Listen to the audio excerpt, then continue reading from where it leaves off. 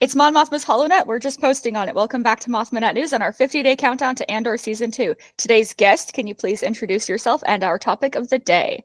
I'm Danielle, and we're going to be talking about Cassian Andor.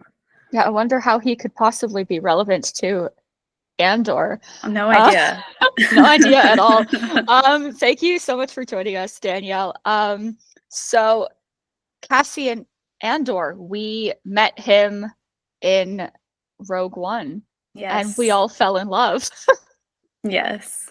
And very much so. Yeah, it took 6 years for us to get season 1 and another 2.5 years. So this has been a decade in the making, really. Yeah. So I feel like there's a lot to talk about with Cassian because he is such a guy. So do you have anything specific you wanna say about Cassian?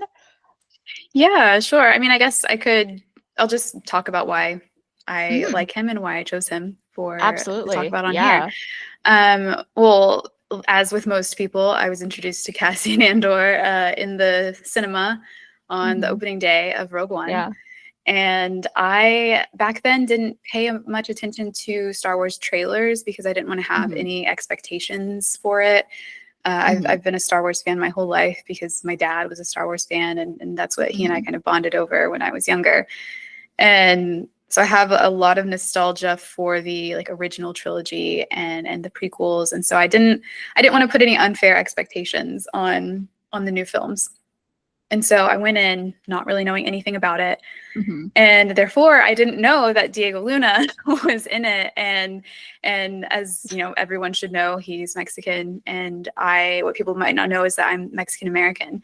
And my mom's first language is Spanish. A bunch of her family doesn't speak English. And when I heard him talk for the first time in those first few, when he's introduced in Rogue One, I had a moment where I was like, oh my God, is he Mexican? He's like, that's the accent that I hear at home. And I've never heard it in Star Wars before. And so that meant a lot to me immediately. And then I was very much drawn into his character outside of that. And I just have always had such a great love for him and for Jen, of course. And when they announced the Andor series, I was immediately just like, okay, of course, because it's Cassian. I don't care that we know what's going to happen. I just want more of him. And if Diego Luna is on board, then I'm on board. And so I guess what appeals to me about his character the most is just how driven he is and how much he cares, but he doesn't really know. At various points, we see him not really know how to continue caring about something that means so much, and he has to sacrifice so much for it. And I think there's a line in Rogue One where he says, it has to count for something. It has to have been for something. Everything he sacrificed, everything he's done has to have been for something. And I always love characters that are grappling with that, the things that they've had to do for the greater good. Makes it seem like not the greater good sometimes. And so I love that we get to view kind of that journey through him. Yeah, I think that everything that you said was just wow. Because he is just such a fantastic character in that regard. And I love how as we're going through Andor, we see elements of what goes through in Rogue One. God, I could talk about the differences between Cassian's prison sentence on Narkina 5 and Jin's prison sentence on Wobani. But I do love the fact that when both of them are escaping, Melshi is right there. Yeah. Sure, in one case he's escaping with them. In the other case he's getting hit in the head with a shovel.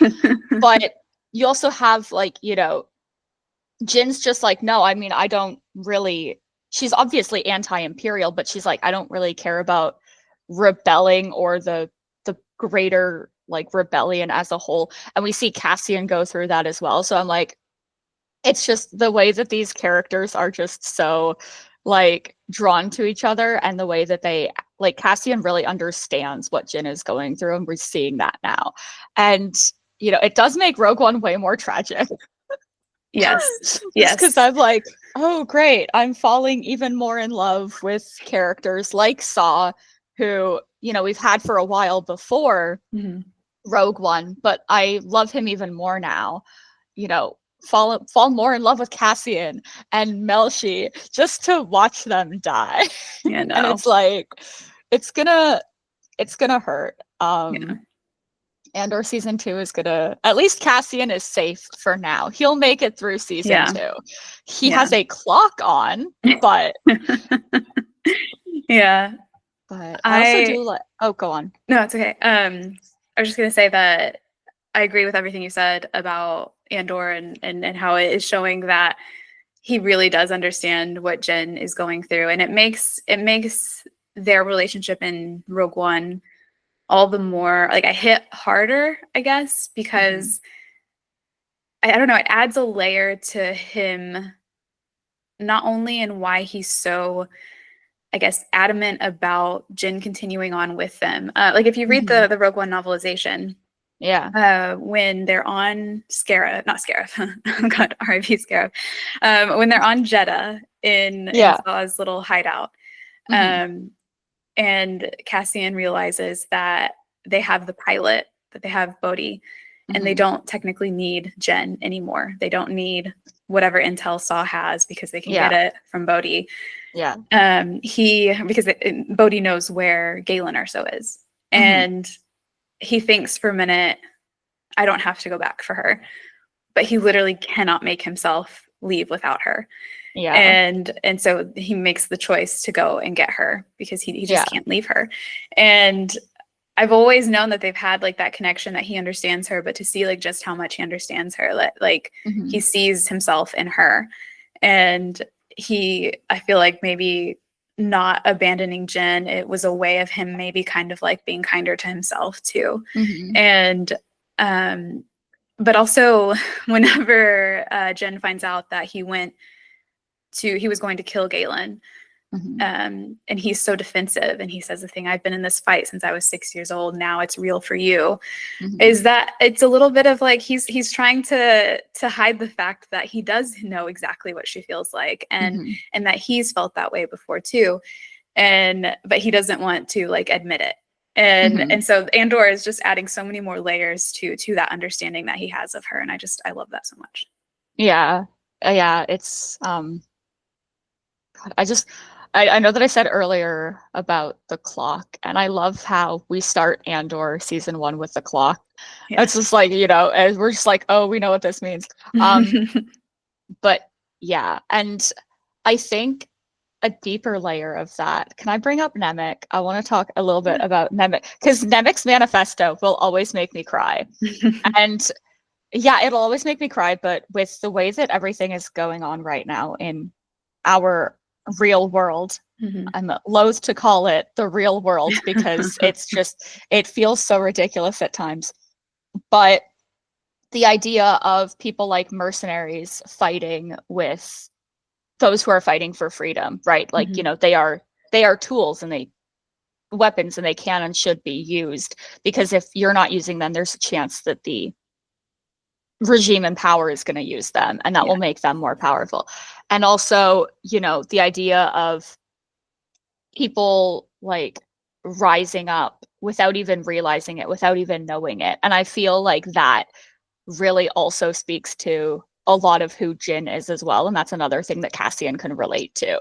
I feel like, because Nemik is like, oh yeah, you're like the perfect person to read my manifesto. I also feel like Jin should have had a chance to see Nemik's manifesto, because I feel like it would really resonate with her in a way that it resonated with Cassian as well. Yeah, even though she didn't know Nemik. I just always want a chance to cry over Nemik.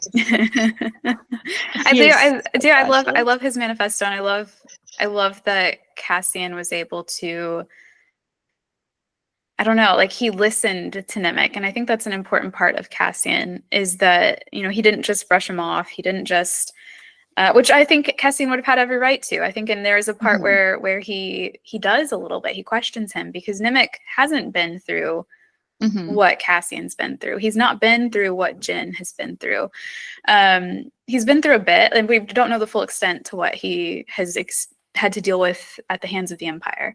Mhm. Um, but Cassian did take that moment to actually listen to him and to eventually apply some of those morals and philosophy to his own way of working, especially at the very end of Rogue One when they're on Scarif.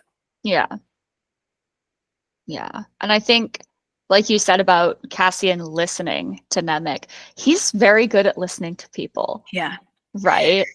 Like there are moments where somebody is like talking and he is just listening and taking that in. Mm-hmm. And I feel like Cassian might be the king of holding space with somebody's moment. Like, yeah, sure, there are moments where he also speaks and says something very profound, but like, you know, he like jumping back to Narkina 5, he was obviously like listening to people like Melshi and the others who were talking about like, like, hey, like this place sucks.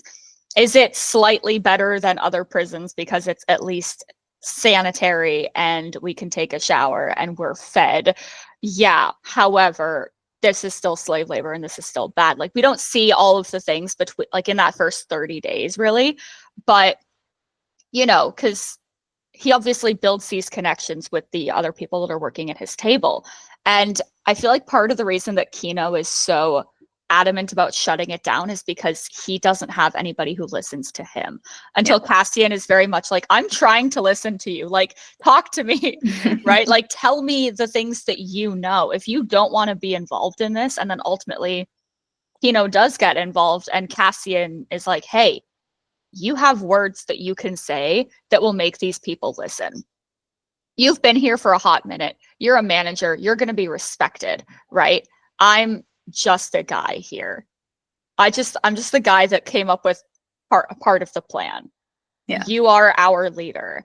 And Cassian is one of those characters that likes to put characters into the spotlight and give them their chance to fight in their own way. Yeah. Even if it's just telling a bunch of prisoners to fight back against their oppressors, which is incredibly important, right? Even though I don't think very many of them made it, as Melshi pointed out, like, what if it was just the two of us? But, it's still super important that they died liberating themselves. And that's what it was. I'd rather, I'd rather like, oh God, I can't remember it right now. But it's like I'd rather do that than die giving them what they want. Yeah. Right. I actually made a video a couple years ago about how Cassian fits in with the other Fulcrum secret agents in the rebellion. So whether or not they'll make him as Fulcrum canon, we don't know yet. I think season 2 will hold the answer to that or won't, talk about it at all. But he is technically right now, he would be a Fulcrum agent, or he becomes one. Ahsoka was a Fulcrum agent. Callus was a Fulcrum agent. And I was thinking several years ago, what do they all like really have in common? And the thing that I know that he and Ahsoka especially have in common is that they're so good at seeing other people's capabilities and encouraging that in them. And I think that Andor really shows that part of Cassian with how he encourages other people. Rogue One did with how he encouraged Jen. And I love that Andor leaned into that and really just said, like, this is a guy who pays attention. And he I think some characters think he doesn't know what his limitation. Some characters don't think he knows what his limitations are or what his faults are. But I think Cassian is very, very self-aware, and I think that helps him also be aware of other people. And so I love that he gets to do that. I do wish that he had some opportunity to stand out a little bit on his own, especially just because in Andor, all of the characters who get the big speeches and who get, you know, kind of the spotlight are all the like white characters. And Yeah. I would love to see, even if it's, you know, I mean, there's a debate about Diego Luna I'm not going to get into, but, you know, I would love to see other characters get that opportunity as well. And I think there's something tragic, and I think intentionally tragic, about Cassian being the instigator for so much of what pushes the rebellion forward, and not really being down in history, in galactic history, as that, him and Jyn. And so that might very well be intentional. And I could see that, and I appreciate that. But yeah, I love him being someone who pays attention and who encourages, and that seems to go against so much of what his like playboy persona was maybe on Ferrix for a few years. Which, I mean, not gonna lie, Cassian could get it. Yeah. Oh yeah. He went through his little slut era. That's like, fine. As we all should. Yeah, and I'm really hoping that we do get to see him deliver some kind of amazing speech, because I know it will be phenomenal. I know I will be on the edge of my bed, which is gonna be awkward with where my TV is, but it's gonna be great. You know, and it won't be at 3 o'clock in the morning this time, so I might actually retain. It will be for me. Yeah. Yeah, I don't. Yeah, it's one of those things that some of us win, some of us will unfortunately take an L, but you know, I liked it when it was 3 a.m. Eastern, because then it was like 8 in the morning for my friends on the other side of the pond, and you know, they were like, I could just wake up a little bit early and then cry through my workday, and I was like, perfect. Yeah. Well, now we'll have like 3 hours to sit through with the 3 episodes per week. Which is basically like a movie. It's gonna be great sitting down watching my little Star Wars movie every week for 4 weeks. Yeah, I know. I'm excited about it. I'll be interested to see how it goes. Oh, it's gonna feel like being stabbed in the gut every single week, because it's like, oh look, every week you're a year closer to Rogue One. You're closer to Rogue One. I'm gonna feel like, Tony, stop stabbing me. Here's my therapy bill. Yeah. But I feel like even before Rogue One, we hadn't really seen a character like Cassian before. Yeah. He's just so special, and he's so unique in that regard. And I think it's very difficult to create a character like that. And even still to play a character like that. Yeah. Diego Luna does such a fantastic job. One of my favorite things that I learned while he was doing promotion for Andor season 1 was that he talked about the process of him getting the role of Cassian. And Gareth Edwards had requested a meeting with him. So I don't even think there wasn't like an audition or anything. I think he was on Gareth Edwards, the director of Rogue One's radar, because he'd seen him many years earlier in Y Tu Mamá También, and loved him. And when he was given the opportunity to do Rogue One, he set up a meeting with Diego Luna, and Diego Luna said that he thought it was just going to be like a side character, or like, you know, he was like, I would take an alien or like whatever just to be in Star Wars. And then Gareth told him, no, we want you for the main, like one of the main roles. And he was like, what? Like, people like me aren't in Star Wars. Like, Mexicans aren't in Star Wars. We never have been. And he loved like just the background of Cassian's character and how he could relate to that as an immigrant, and that became even more so in Andor, and the fact that they wanted him accent and all meant so much to him, and obviously to so many fans as well. And he just put his all in that. I think he said recently that it is one of his most important roles that he has played, because of how much it means to him and to so many people too. And so I just love that he gave it 100%, like 150% the entire time. and we're Yeah. so lucky to have him in Star Oh. Wars. It won't be the same once he's No. gone. Like, Find ways to bring him back. I think about it every now and then that we won't get any more new like Cassian content with Diego Luna. Could get a book or maybe something maybe that he could do the audiobook for. But as far as like TV and film go, we won't get him again, and at least not in this way. And so I'm really trying to like appreciate it while we can. Yeah. Oh, now I'm sad. Somebody needs to keep Diego in their basement just to bring him out. He's gonna be like 70, and we're gonna be like, we need you to play 23-year-old Cassian Andor. And he'll be like, I'm 70. And it's just like, people will not care. The people do not care that he is in his 40s now, right? Yeah. I think. Yeah, and he's playing Cassian in his 20s. I'm like, you know what?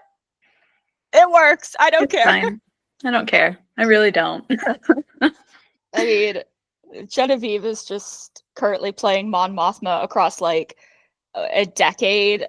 Yeah. In film and TV, I'm like, she looks the exact same in Ahsoka. This war has not, like, her skincare routine during the war. I need to know what it was.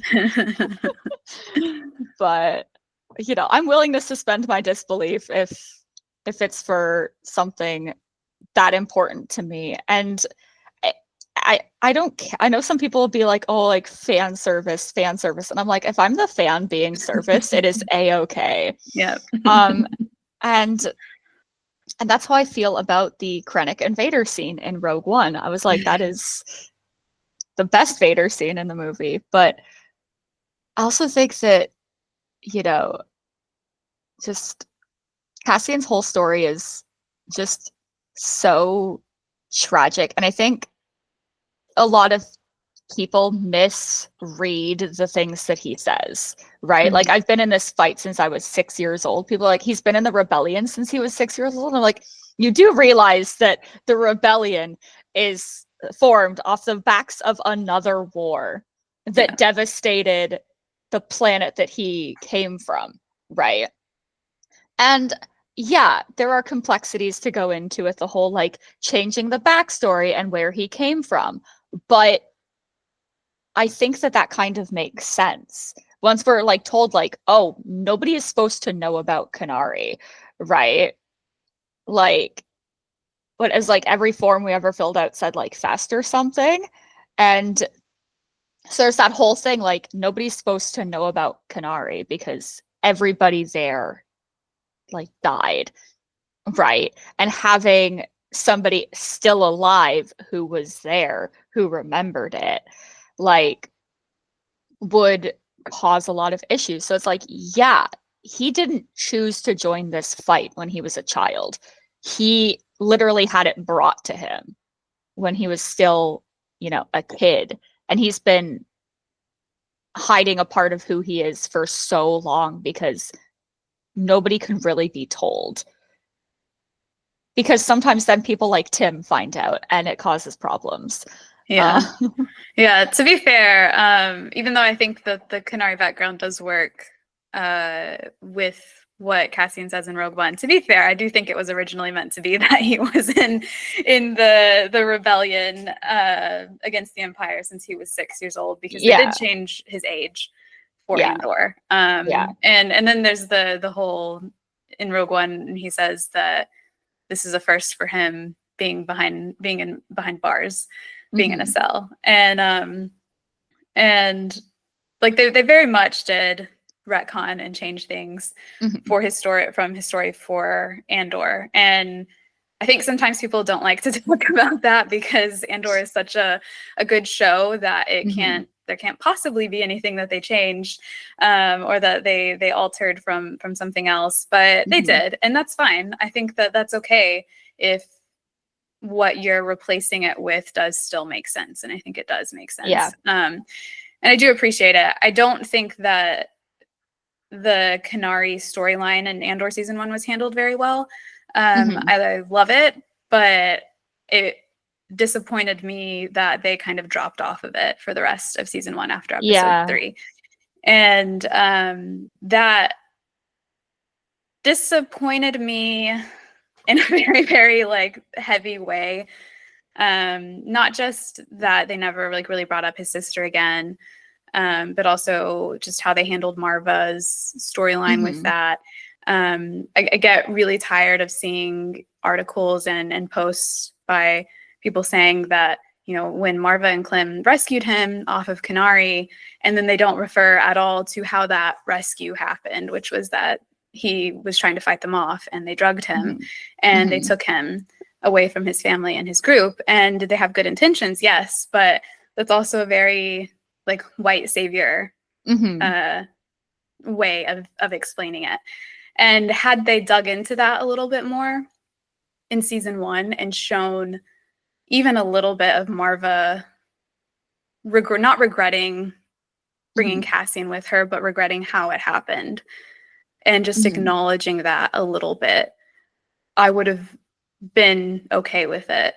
But they didn't do that at all. And instead they put Marva on this pedestal of a savior and a hero of the rebellion with no accountability at all for what she did. And that upset me. And it still upsets me so much that like I can't, like when Andor ended and I realized like that was it, they weren't going to address this, and that they very likely won't address it in season 2. Now they might address his sister, and I hope that they do, but I think the time has passed for addressing it with Marva. I cried. I was so upset. Like I genuinely like had so much hope for that it wasn't met. And it's made it to where, even though Cassian Andor is one of my favorite characters, if not my favorite character of Star Wars, Andor is not my favorite show. I think that it's one of the best things that Star Wars has ever produced, but I can't watch it without being upset about that part of it. And that makes me sad, because I want Andor to be my favorite show, but it's just it's not, because it let me down in such a huge way. Now season 2 could rectify that, and I'm still very, very much looking forward to season 2. I still love this show, but I think it's like, you know, it's okay to talk about where they dropped the ball, like where even a show as amazing and groundbreaking and franchise changing as Andor, it's not perfect. Like where it had its hiccups and its missteps. But yeah, and so like I don't know. I feel like I talk about that and people think that I don't like the show. But I do. I love it, and it's because it's so good that I know it could have been better. And I know it had the range and the people behind it that could have done justice to that. And I hope to see a little bit more of that in season 2. Yeah, and I feel like, you know, if we'd had a chance to sit with Marva thinking about these things at all, it would have added even more complexity to her character, because I do think that she is a good person, and that she did have good motives, but the way that she went about it was wrong. Right. And, you know, it's one of those things where it's just like, good people can still, like, you can have those good intentions and be a good person and still go about things the wrong way and have regrets for the way that you did it, but not necessarily for the results of those things. You know? And Fiona Shaw's a phenomenal actress. I know she could have done that. And I do hope that, you know, I really also hope that they bring up Cassian's sister again. And if by some divine intervention he is reunited with her, I hope that they use that as an opportunity for Cassian to kind of come to terms with those feelings. Because he loves Marva. He, you know, had a life on Ferrix that he wouldn't have had without her. She and Clem had so much impact on his life, but he can still grapple with those feelings of the way that the people that I love, the people that I looked up to as parents, didn't go about this in the correct way. I think that could be very, very important, right? Because the point of it isn't like, you're not out here being like, oh, you know, it's a bad show. Like, I think it's very important to criticize the things that you love so that in the future they can do better. And they can work towards making sure that these types of things get addressed when they come up. And, you know, it's not trying to be like, oh, well, Marva's just like a bad person. It's, you know, it's Andor did such a great job with the complexities of different characters, but they left out that angle with Marva's character. Yeah. Right. Yeah. I think that's why it was so shocking to me to get to the end and have it not be addressed. And I think like to add to that, I think it's in the final episode where Brazo, was that his name? Brazo, yeah. Yeah, Brazo. I was gonna say Brazos, and I feel like that's a different character completely. That is different franchise. Only Murders in the Building. That is Steve Martin's character that he plays. Yeah. Yeah. Brazo, correct character this time. When he talks to Cassian and tells him what Marva wanted him to tell Cassian on her behalf before she died. I feel like I am the only person in the world who is not moved by her saying, tell him I could love him more than anything he's ever done wrong. And there's like a reason behind why, like I hear that, and it has to do with the not having Marva, you know, address or think about, you know, the implications of what her and Clem did, and how that might have affected Cassian and everything. And it's just that, like, I guess also with, like I said, I'm Mexican American, and when you grow up in the Latina community, you see Latinos, young boys, being kind of like treated like they're just bad kids. And they're bad kids because they're Latino and because they grew up in a certain way, and that they have to be forgiven for that. And that it's their fault. It's no one else's fault. It feels like it's such a stereotype that's placed upon them. And that, like, Marva saying that it was Cassian who did wrong, that there were things that she had to love him even though he did this, which I know is a parent thing in general, but with everything else, like in the context of everything else, when we never saw her grapple with the things that she did wrong. Yeah. Felt like such a, I don't know, like it felt like a slap in the face to me.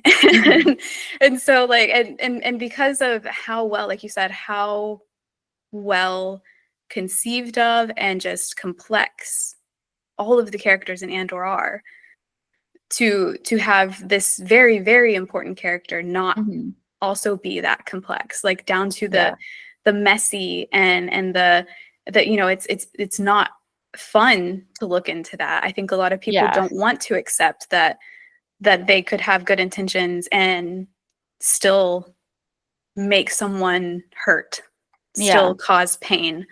And that's something you shouldn't ignore. It's something that you have to address. And just to have this character not have to confront that and then say what she did, it just makes it to where that line, I hear it and I'm just like, I don't care. Like, not a tear was shed by me. And I hate, like, it makes me sound so heartless, but and I wish, like, I think that goes into like just how upset I was at the end of the show, is that I wanted to feel the way that everyone else felt about that. And I wanted to feel about her speech the way that everyone else felt. And I just couldn't. And I don't know if I ever will be able to. Maybe season 2 will change that, but we'll see. Yeah. I'd like, you know, I think that with Andor, because they've tackled the difficulties of motherhood, right? They've tackled it so well with Mon. And then again, with this is like, you know, because Mon's not having a walk in the park raising Lita, and she's got a lot to deal with that. And, you know, it's like just they could have done something like that, because Mon is making very difficult choices in the name of protecting her daughter and, you know, being a leader of the rebellion and all of these things. And we see the emotional toll that it's taking on her, but we don't really see that quite as much with Marva, with where she's involved with Cassian, right? Like she will protect him. She will do what it takes to keep him as safe as possible, right? She knows the importance of love, but we don't necessarily see the physical and emotional toll that it's taking on her watching what's happening to him, right? Yeah. The way that we see it with Mon. And, you know, like I think that it was very important in a way that Marva sent Cassian away in episode 7, because he did not want to leave without her. Yeah. Right. And I think part of that stems from the idea of, you didn't leave me behind. And in his head, he's trying to rationalize it. And he's like, well, you were able to make me come with you. And now I'm trying to do the same. Right. Like, you know, you did this for me, I'm going to do this for you. And it doesn't necessarily make it okay. But, you know, at the end of the day, Cassian still ultimately respected her wishes in a way that Marva hadn't. And I think that that would have been a great point to address it, you know, because he left Ferrix and went to Aldhani, and then he went through all of that in like 5 days. And now he's finally back home with a little bit more understanding. Like, this isn't the first time that he's left Ferrix, but he's coming back with another set of ideas from another set of people that he came to know over the course of like a week. And I think that that would have been a great point to have grappled with that idea and to bring us back to where we had been in the first arc, where we were like talking about Kanari, talking about his sister more, you know, kind of dealing with those implications, because it is the last time that Cassian and Marva see each other. Yeah. And so much of Star Wars, is things left unsaid. Yeah. I'm like, stop it.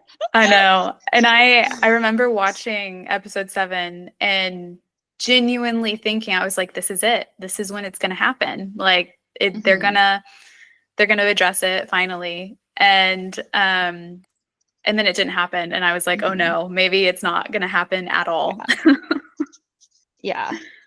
Because it's not something that Brasso or Bix should have to work through with Cassian. That is or even B. B is a baby. He is a droid. And it is not his job to work through like that kind of trauma. Yeah. And I think that, you know, have you read The Mask of Fear? Yes. Okay, perfect. I feel like that's one of the areas in like Star Wars on a screen that kind of falls off a little bit, is that we don't get those hard-hitting explorations of a character's trauma in the same way that we do in this. Yeah. Hi, everyone's traumatized and having a time. Right? Because, you know, you have so many expressions of trauma in this. You have like the survivor's guilt on Bail Organa's side, right? Like I have to completely fix the galaxy and absolve the Jedi Order. You have Mon, who's traumatized from her prison sentence. You have Saw, who just went through one war and is still fighting that war that everyone is telling him is over. Like, everyone here is traumatized. And The Mask of Fear, more like trauma. And I feel like because so much of that is internal, that's an area that it's very difficult to bring forth on screen. Yeah. And all of this is leading up to me saying Cassian Andor book, where he deals with this trauma. I would actually love, in the same way that we have Rebel Rising for Jen, I would love a book for Cassian that covers like before we see him on Kanari, and then maybe kind of, you know, has like, intersperse it, or like in between moments that we don't get to see in Andor or Rogue One. And I feel like we need that. And I need it because we do deserve to have this like internal look into Cassian, Cassian's thinking and how he deals with things. I think Diego Luna does such an excellent job visually showing that. But again, like you said, you can only do so much without having, direct access to a character's mind and the way they process things. Yeah. Because like Star Wars is like third person, essentially like limited storytelling. And so they can't really operate like, yeah, sure, they can have like those voiceover moments, but it's not meant to be like Twilight. Yeah. It's the first one that comes to mind because like, sure, like I guess it kind of worked there if you think that it worked at all. But it wouldn't work for Star Wars because Star Wars is not necessarily the story of one person. And even Andor, even though it's called Andor and Cassian is like the main character, it is very much about him coming into the rebel that he is in Rogue One. Right. And all of the moving pieces that go along with that, including Mon, including Saw, including Luthen and Bix and everybody else. And so it just wouldn't work. I would be I would have been taken completely out of the show if it had just been Diego Luna voiceover for 45 minutes a week. I would have enjoyed it because I'm like, I love the sound of his voice. Yeah. It's very beautiful, very calming. But I couldn't have done it for 45 minutes a week at 3 a.m. And so that's one of the reasons why personally I think that important characters like that should always have a textual representation. I know some people have been like, when are we getting the Andor Fakpov book? And I'm like, just imagine how unhinged that would be. Like you go from something to randomly Perrin drunk off his ass, like, or just like a normal day. It's just another day, another shift, and then Kino's just like in his head, fucking Melshi all the time. Like he locks up his Melshi's like, like but at the same time, I do need to know Kino's beef with Melshi. Like, not even the topic, but like we need Cassian's Rebel Rising book, and like. Typically, when I think of these things, I can think of a singular author, and I don't necessarily know who I would choose for this. And I don't know if you have any ideas of who you would choose for, like a Cassian novel, writer-wise, whether they've written a Star Wars or not. I don't know if I can think of anyone specific, but I do know that I would want them to be Latino, at the very least, Mexican preferably. Yeah. But yeah, I don't know if I can think of anyone off the top of my head. It would have to be someone who's not written for Star Wars before if they were to be Mexican. Because I think the closest we have is Daniel Jose Older, who is Cuban. Wonderful writer. I like Daniel's writing. I don't know if I would pair it with Cassian's. Yeah, because I feel like he has a little bit more of that like twinge of comedy throughout. Like, and I want to cry during Cassian's book. I don't want to laugh. If Cassian's working through his trauma, I want to be sobbing. I want to be like, I read 3 pages and I'm having an emotional breakdown. I need to put it down for a minute. But I agree. Like, it would have to be a Latino writer, preferably Mexican. And bring Diego back for the audiobook because that will sell it to so many people. It'll be so easy if I'm doing videos to promote that book and I'm just like Diego Luna audiobook. Every pre-orders will be like just it'd be like say no more and I'm like perfect. Takes 3 seconds a day to post the same video. But Cassian's just such a complex character, and the more that we find out about him, the more questions we are left with as well. Yeah, I agree. Which just makes me love him even more. I'm excited to see him with K2 in season 2 because that's gonna be fun. I know. Yeah, I'm very excited to learn how they find each other. Yeah, and like my whole thing is, if it goes against the comic a little bit, that's fine by me. There have been more egregious instances of comics and books being overlooked on TV, but this one I would be able to take because, you know, while it's not perfect, it's still phenomenal, and I like to be able to trust Tony Gilroy and what he's doing. Yeah. Right. It's not like, it doesn't feel like a Asajj Ventress situation with Dark Disciple, like where the whole fandom was up in arms and Lucasfilm was like, we need to issue a statement, which they never do. Trying to get them to talk is like poking a dead squirrel with a stick, being like, do something. But you know, so it's like I'm willing to walk with him here and see what the vision is and how it plays out, in a way that I don't do with some people when they are in charge of a Star Wars. If they're like, walk with me, I'm like, I ain't going anywhere with you. And Tony's like, I will lead you to a secondary location. I'm like, perfect, let's go. It's like, I could see the secondary location. It says place you'll get stabbed. And he's like, trust me. I'm like, okay.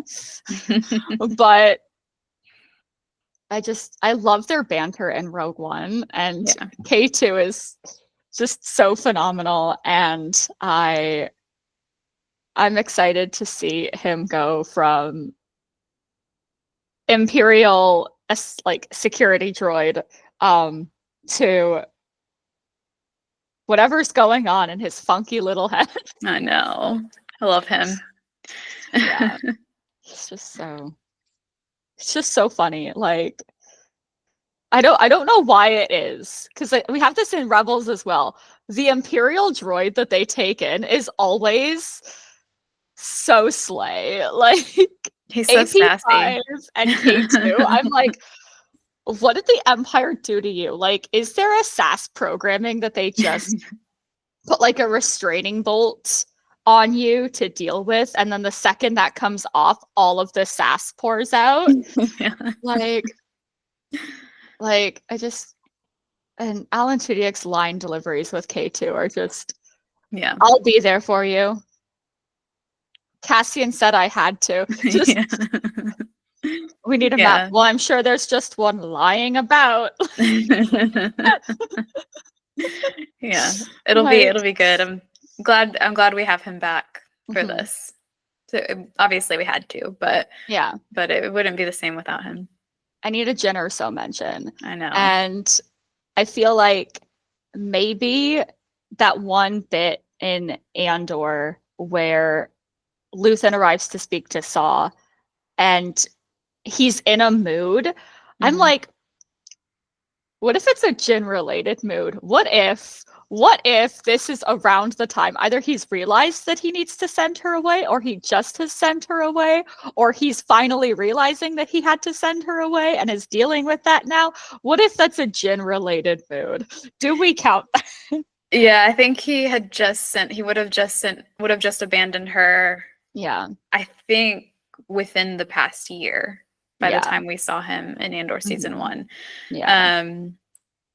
But no, I need a preferably Jyn mention. I would accept a direct Jyn reference. Yes. There's just so many different ways they could do it without being like too obvious about it or like too gimmicky about it.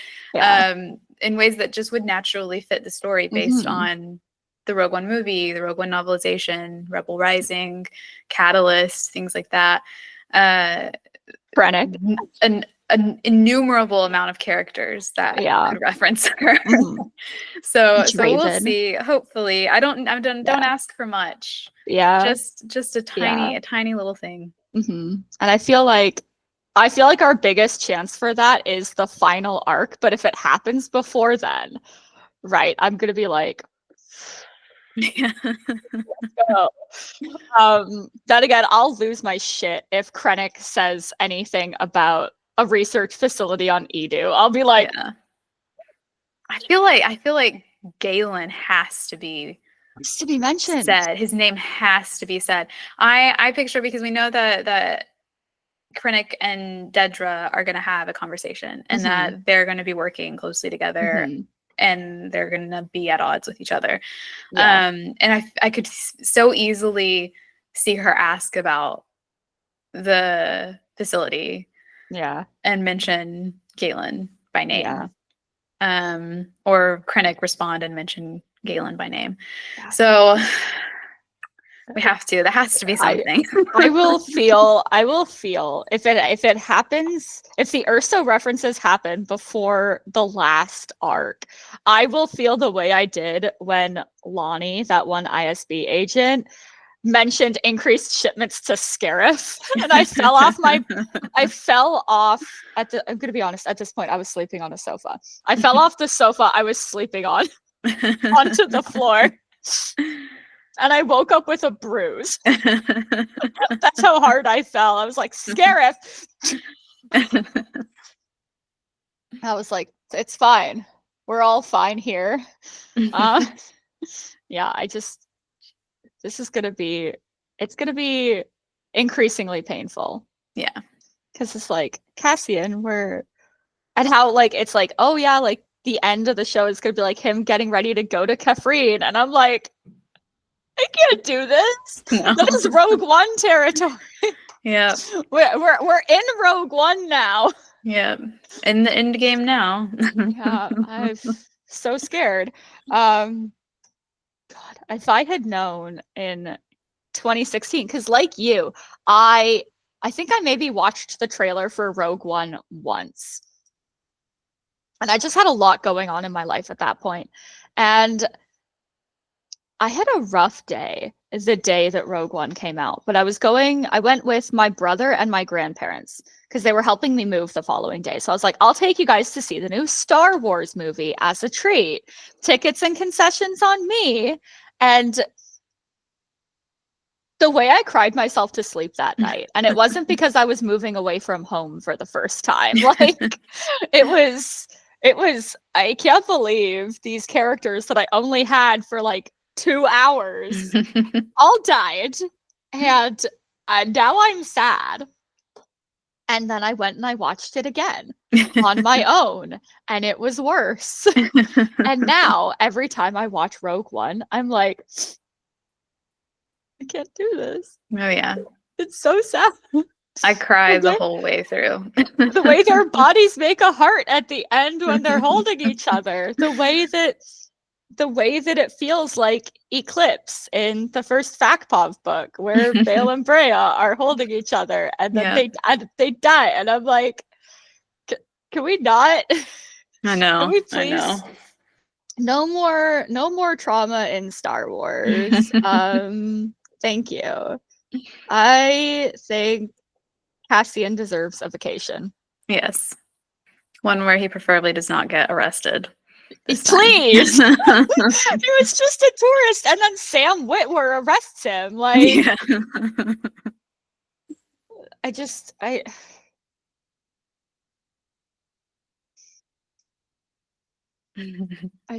keep being driven insane. Cassian putting on the smolder in the season 2 trailer. I know. Oh my god. He knows how to do it. When it was Krennic, I was like, take me out to dinner first. The second Cassian does it, I'm like, oops. Okay. Yeah. It's all over for me. Mm-hmm. Like, he looks so good. I'm like, is this him meeting Mon? Like, Karen's gonna be so jealous if he finds out this handsome man is putting the moves on his wife. It's not that long now. It's like just over 6 weeks, I think. Yeah. Which means slightly less than 5 weeks or something until the last day of celebration. I think. I don't know. Yeah. I can't count. 2, What 3, is that? Yeah. 4, 5, 6.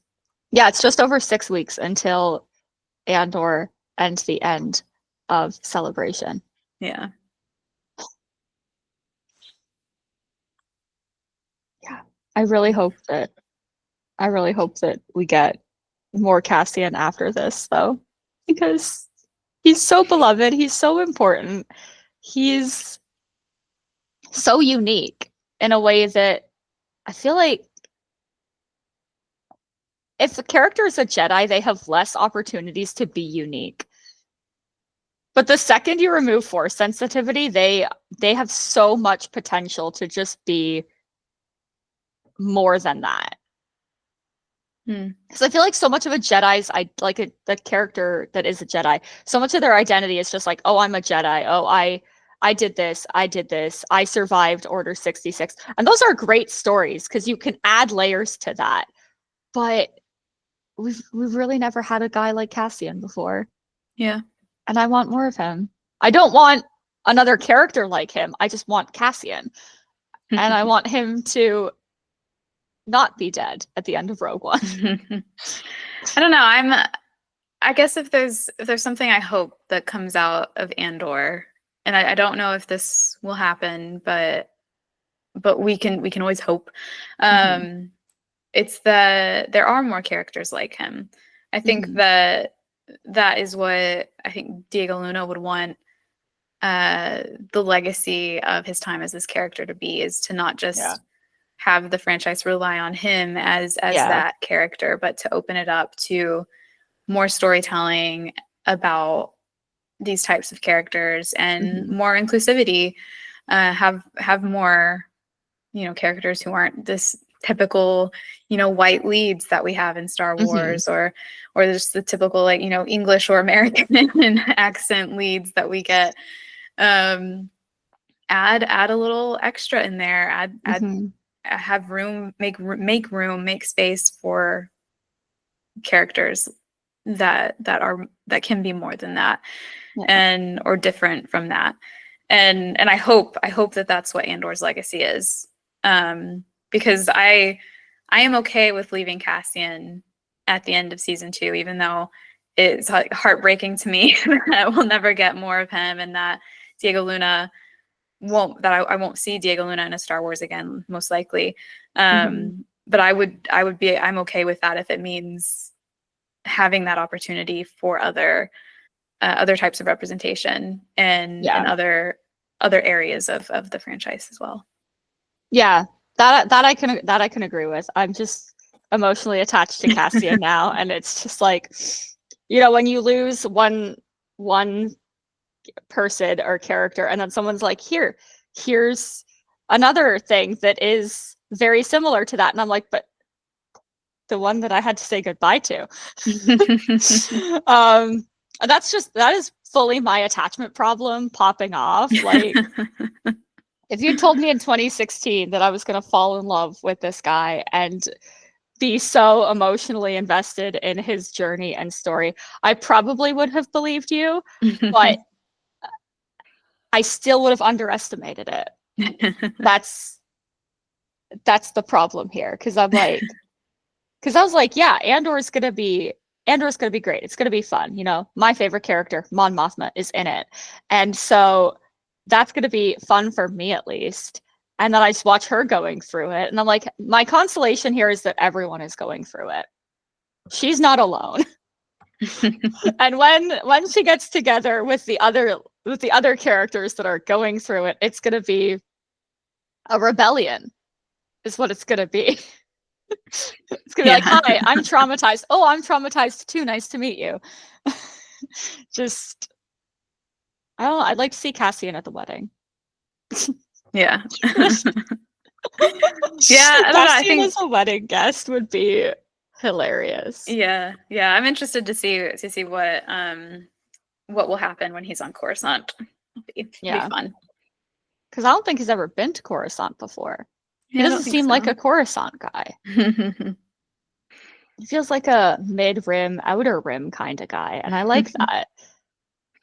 You stick him on a core world, and it's like, how are you handling it? Because I know the first time I was in a big city, I was like, this is loud and annoying and obnoxious. And it's like, you know, growing up in a small town, I was like, yeah, it's quiet, but like it's manageable. And then the big city, I'm like, everyone is trying to bump into me, and it's a lot. And Coruscant's even bigger than Yeah. any of those cities. And I'm like, if I was Cassian, I would be overwhelmed. But he's cool as a cucumber most of the time, and I'm like, I admire that about you. He's adaptable. Yeah. He just walks in like he belongs there, and that confidence, I'm like, chef's kiss, yo. Because it works out for him. It's like, how do you steal from the Empire? He's like, yeah, you just walk in like you belong. And I'm like, damn. Damn. Yeah. So from like the trailers and the special look that we've had a lot of like little glimpses into what season 2 is going to entail. What are you looking forward to the most? Oh, no, I was literally thinking this just today, and now I've lost it. But so I'm trying to like mentally go through the trailer in my head. I think. Oh. Okay. I'm fairly certain, and we have behind the scenes photos to kind of confirm or kind of confirm this. Yeah. I'm fairly certain that he's going to be the one who gets Mon Mothma off of Coruscant after she is cited for treason. And then eventually from there, she ends up with the ghost crew from Rebels. And I have no expectations or belief that we will see anyone from Rebels, at least not them. But the fact that we will likely have the connection of that pass off being because of him makes me really excited. And so I'm excited to see how that goes down on Coruscant. Yeah. I'm also very excited to see Bix's character evolution in this season. I know Adria Ardona said that, obviously Andor season 2 starts a year after the end of season 1. And Bix is kind of like right away. She is in a very different place than she was in season 1. At the end of season 1, she is pissed off and ready to make the Empire pay for what they have done to her, what they've done to Ferrix, and people she cares about. And I'm really excited to see that for her because it was really, really hard to watch her go through what she went through in season 1. And I'm very glad that it seems like she's not just going to be kind of boxed into that, kind of morose and kind of pain, that she's actually going to get a chance to make people answer for that and try to make sure that it doesn't happen to other people, because that seems very much like something she would do. So I'm very excited for her arc in season 2. I really don't want her to die. And I really, really hope they don't kill just her off. Give her a vacation on a little beach somewhere where she can sip cocktails. She deserves it. And I think what really got me excited for the prospect of Bix's arc in season 2 is the bit in the trailer where she and Cassian do their explosion and they're just walking away like a couple of badasses, because I'm like, that is not phasing her at all. And this is not the girl's first explosion. She is so much stronger now. And I really like the idea of her taking what happened to her and using that to be like fighting back and trying to stop it from happening to other people as well. Right? I'd like to see Dr. Gorst get his ass handed to him, and I want it to be Bix. Because if anyone deserves to take him out, it's her. I also want her to kill Dedra. If Dedra were to die in season 2 of Andor, it should be Bix. Yeah. It should be Bix. Yeah. But I could also see Bix not. Yeah. having the opportunity and then not. Yeah.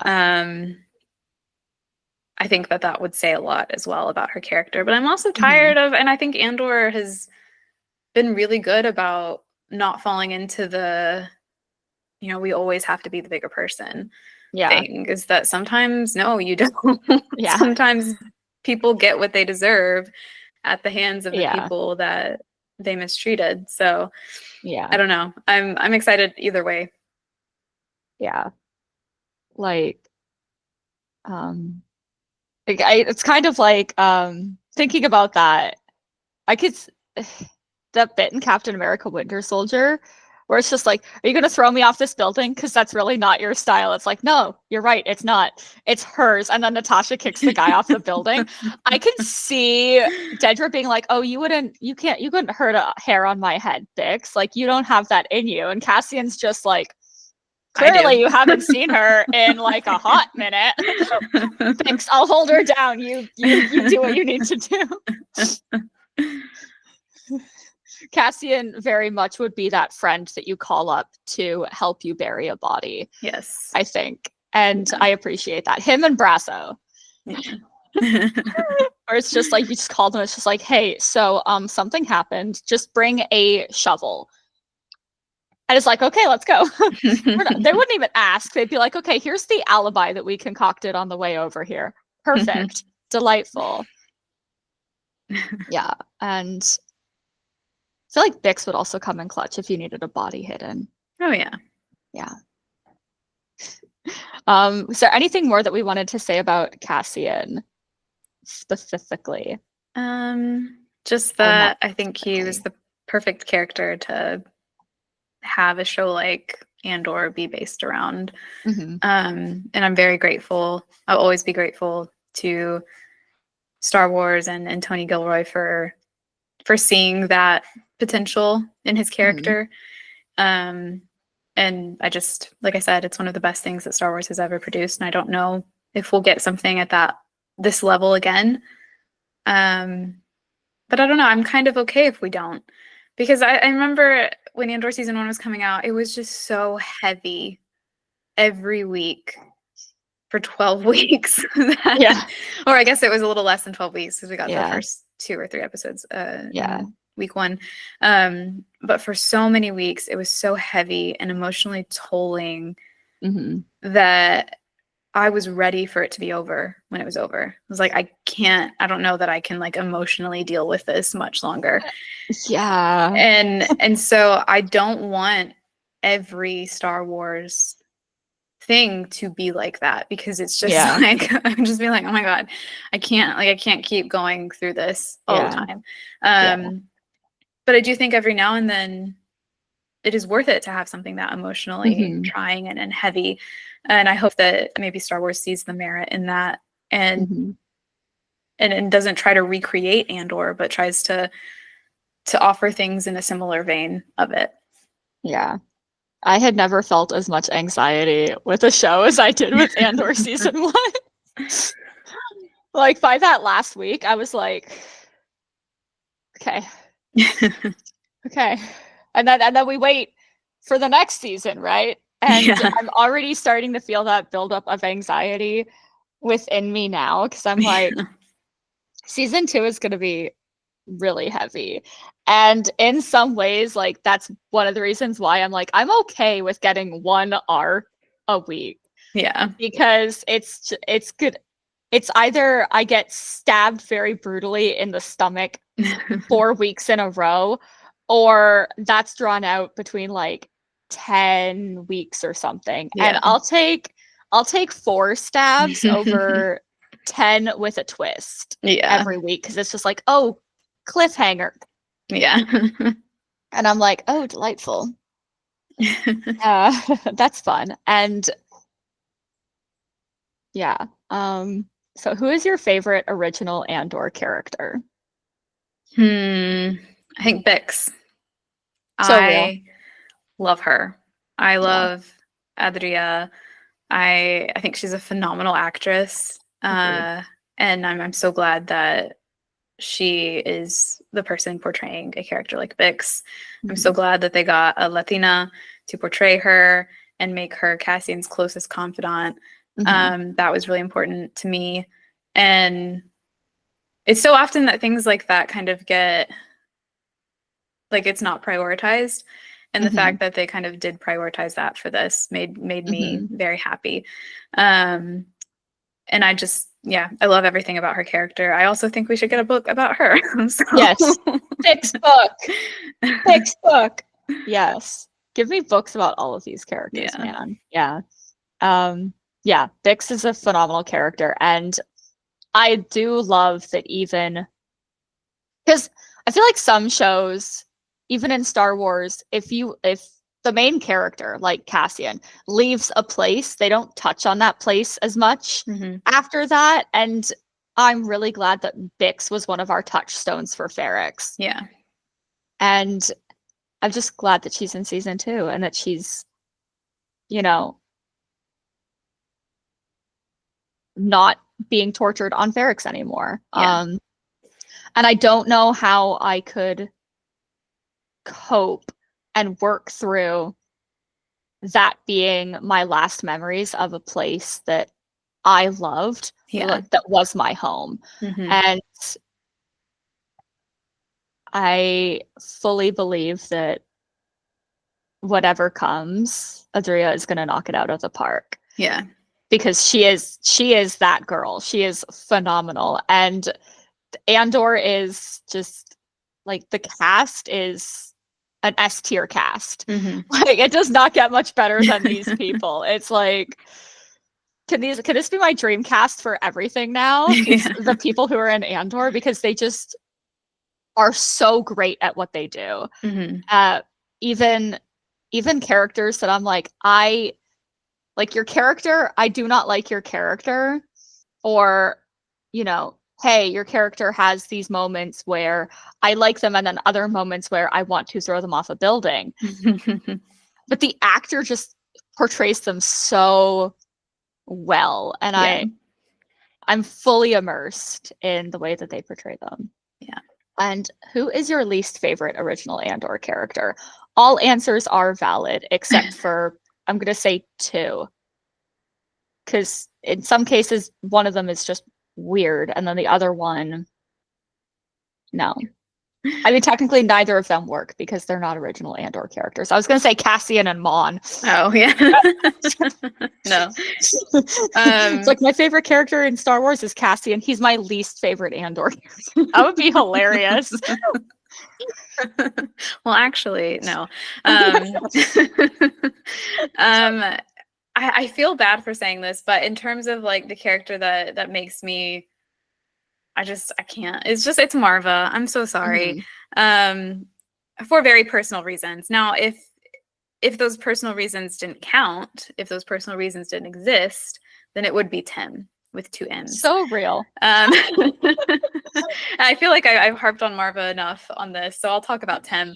But I one thing I am grateful to his character for is that he perfectly represented what true betrayal looks like, and what so many, I think, people in marginalized communities have felt from people they should have been able to trust.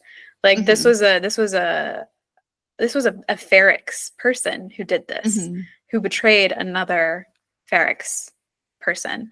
And that type of betrayal, even if Cassian didn't necessarily like him, even is, a betrayal to Cassian, and it's deep rooted.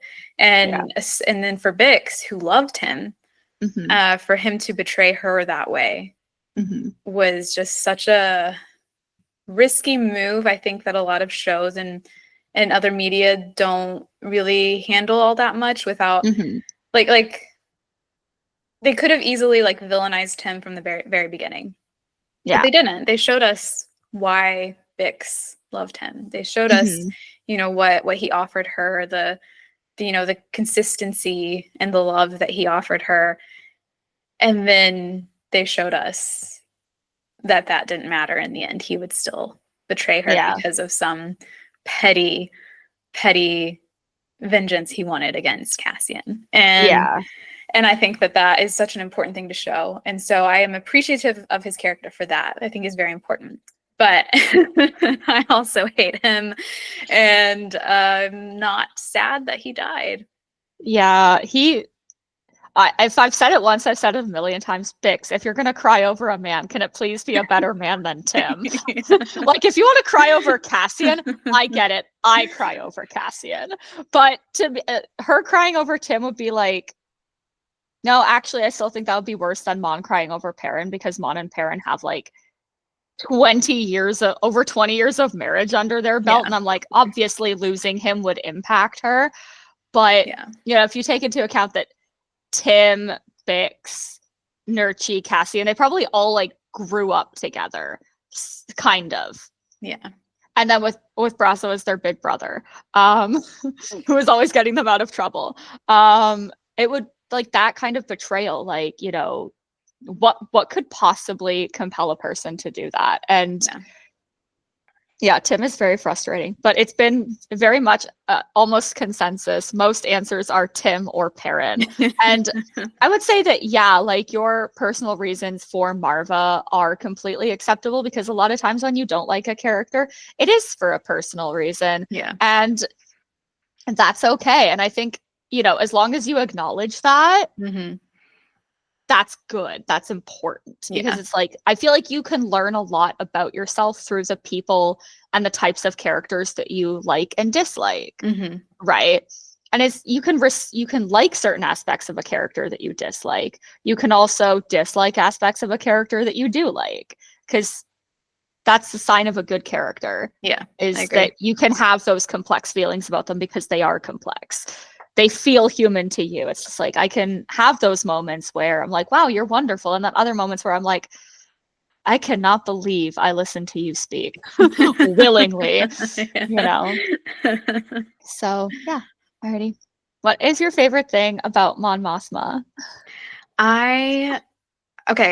So I had never thought much about Mon Mothma before, I think, the Rogue One novelization, because she's given so many like data files in that book, which, like, God, I love that book so much. And I think that was the first time there's a data file of hers at the end where she talks about Jen's sacrifice, and how much it weighed on her that this girl who was barely an adult sacrificed herself, and that Mon had let her, and how much it was needed, but that she would have to live with this for the rest of her life, and she would gladly live with it to honor Jen, because the rest of the galaxy wouldn't. And I think reading that made me have a new perspective on her and a new appreciation for her. And I think the more we see her of Andor and of her in Andor, the more it builds on that. But the Mask of Fear did such a good job building on the complexities of her, of how much she values politics, and how much she thinks that politics are always the answer to solving everything, and that she has to come to a realization that they aren't, but that doesn't mean that she's not going to stop trying to make it that way. And so I really like her persistence and her dedication, and her willingness to change her mind. I think she's like, everybody initially, you don't want to. You want to be right. You want to be the most right person in the room, but there comes a point where you have to accept that sometimes you aren't, and sometimes you don't know everything, and other people might know better than you for certain things. And I think Mask of Fear shows her coming to that realization. And so I admire that about her a lot. And that and the Rogue One novelization gave me completely new perspectives on her. I've always saw her like thing as like being so desperate to find a diplomatic solution and stop war is to stop people like Jin from having to sacrifice themselves. And because she's anti-war, she doesn't want people to have to die for these ideals, but so many people who are willing to do so find themselves in her path. Yeah. And she cannot stop them. She could not have stopped Jin even if she tried. Mm-hmm. And like, And they technically tried. yeah, Yeah. like, you know, and that smile that she has when she finds out that, you know, the rebels, like, they've gone to Mhm. Scarif, that Radis has gone with them, that little smile that she gives to Draven and Merrick, I'm Yeah. like, she knew that this was going to happen, Yeah. right?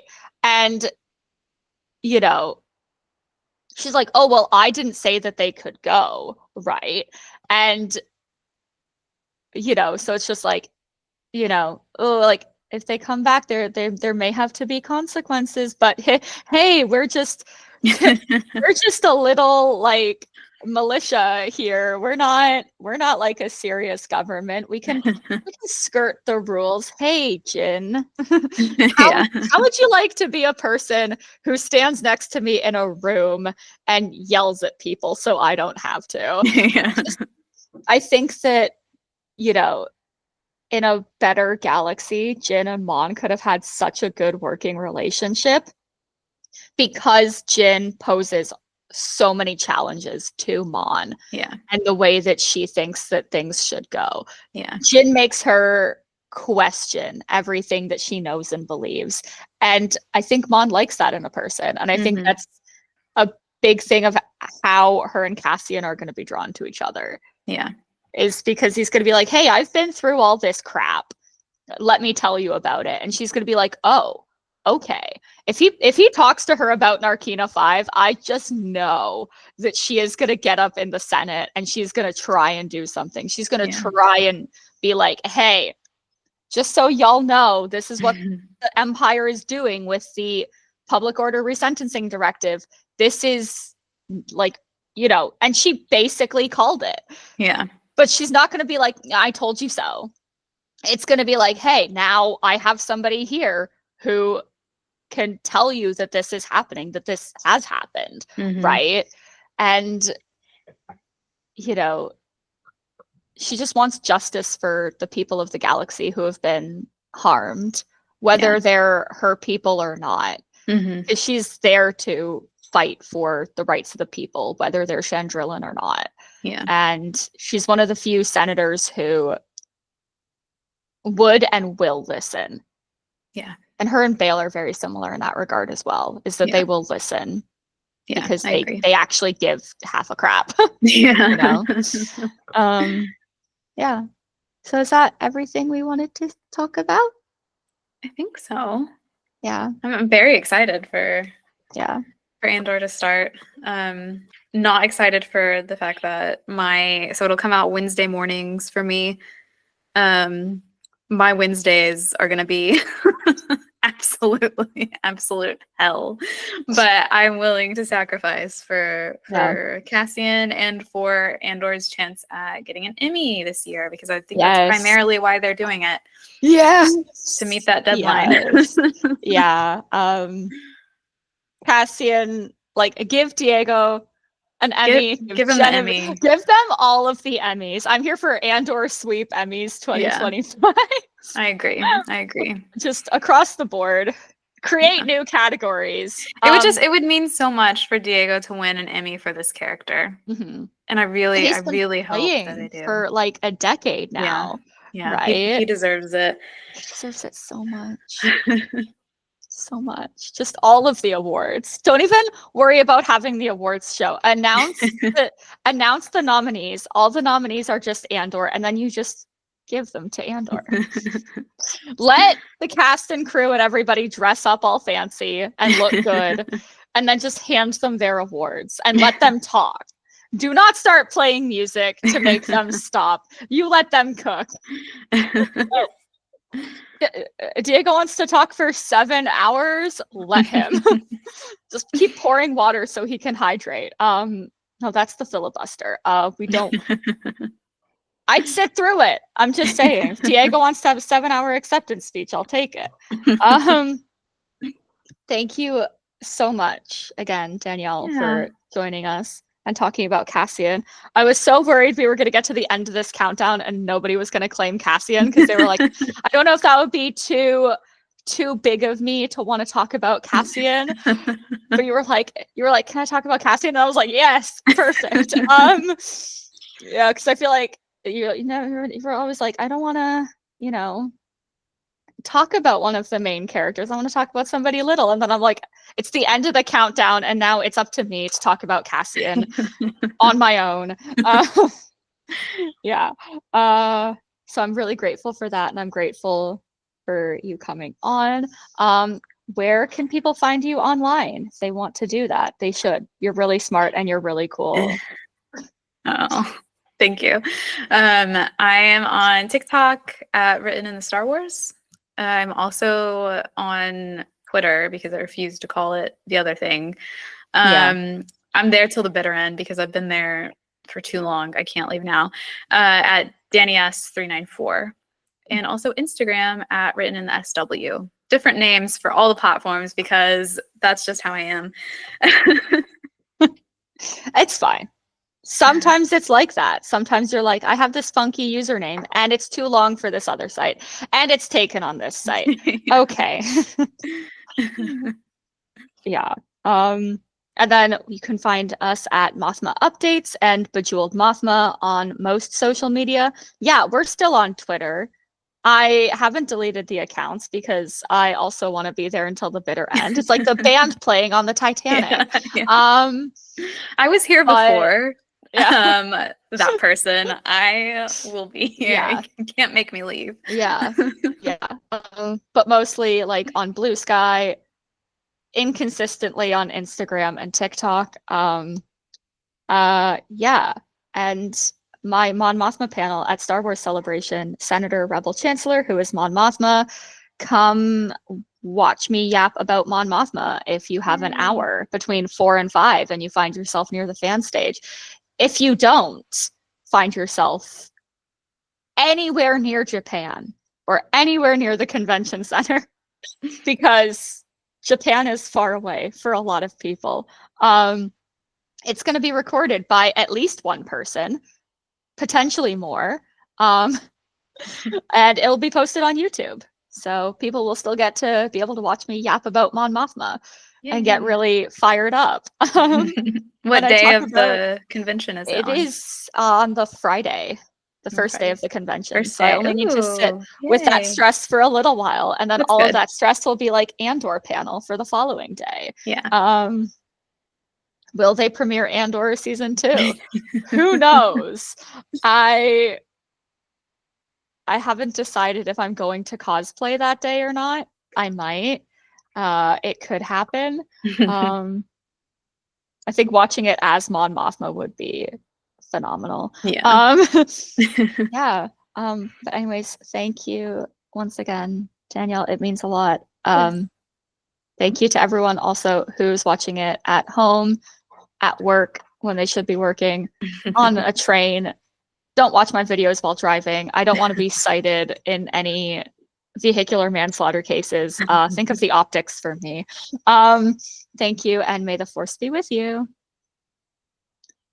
Bye. Bye.